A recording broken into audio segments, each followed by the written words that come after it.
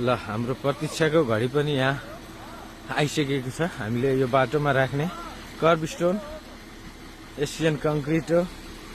यति बेला चितवन राष्ट्रिय निकुञ्ज बनकट्टा क्षेत्रमा आइसकेको छ। एसियन कङ्क्रिट होबाट यहाँ भर्खरै मात्रै आएर हामीले यहाँ अनलोडिङको काम गरिरहेका छौँ। सम्पूर्णमा हार्दिक नमस्कार। यति बेला हामी देख्न सक्छौँ चितवन राष्ट्रिय निकुञ्जमा हामी कर्ब स्टोन झारिरहेका छौँ।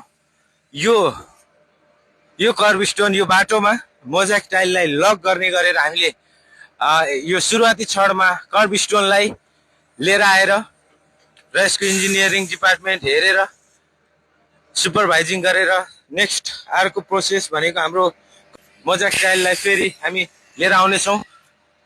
र यो गाडी अहिले भर्खरै भैरवबाट 8:30 बजे निस्केको गाडी 11:30 बजे हाम्रो चितवन राष्ट्रिय निकुञ्ज बनकट्टा चेकपोस्ट माडीमा आइसकेको छ। र यो हाम्रो लागि अत्यन्तै गर्वको खुसीको क्षण हो। यो हामीले बिर्सनु हुँदैन।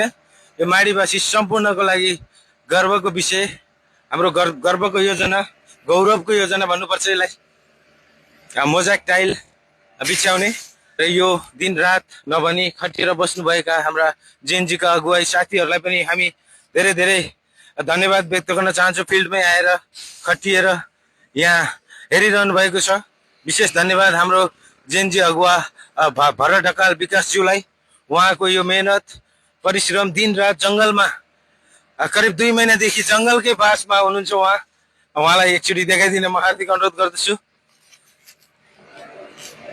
हामी माडी नगरपालिकालाई धेरै धेरै धन्यवाद व्यक्त गर्न चाहन्छौँ।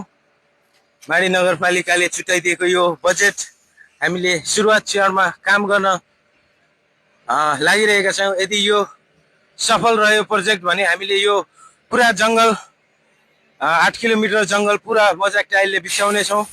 र हामी माडीवासीको लागि यो अत्यन्तै खुसीको क्षण, अत्यन्तै गर्वको क्षण रहनेछ। धन्यवाद।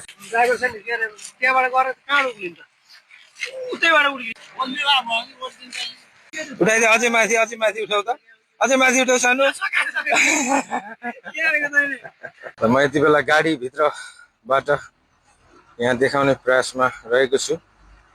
र हाम्रो गुरुजी बिहान कति बजे हिँड्नुभयो गुरु? 8 बजे है। 8 बजे हिँडेर यहाँ 11:30 बजे त अनलोडिङ भइसक्यो। कस्तो लागिरहेछ? कति टाढा जस्तो फिल भयो? धेरै टाढा है। ठिकै छ। हामी यहाँ नगुरेको भए त सिधै अगाडि जाने है। तेरिका यार, यही जङ्गल हो। यो भन्दा उता त जङ्गल भेट्न धेरै टाइम लाग्छ। यो माडीवासी सम्पूर्णको लागि अत्यन्तै खुसीको पल हो। यो हाम्रो मेहनत, जेएनजी अगुवाई कर्ताहरू साथीहरू सम्पूर्णको यो मेहनत आज फलस्वरूप हामीले कर्ब स्टोन यहाँ झार्न सफल भइसकेका छौँ। धेरैले यो गफ हो मात्रै भन्नु हो। आज साँच्चीकै फिल्डमा काम भएको देख्दा साँच्चीकै मन खुसी भएर आएको छ, मन आनन्दित भएको छ। यो हामी माडीवासी सम्पूर्णको जित हो। यसलाई हामीले ठुलो उपलब्धिको रूपमा लिनुपर्छ।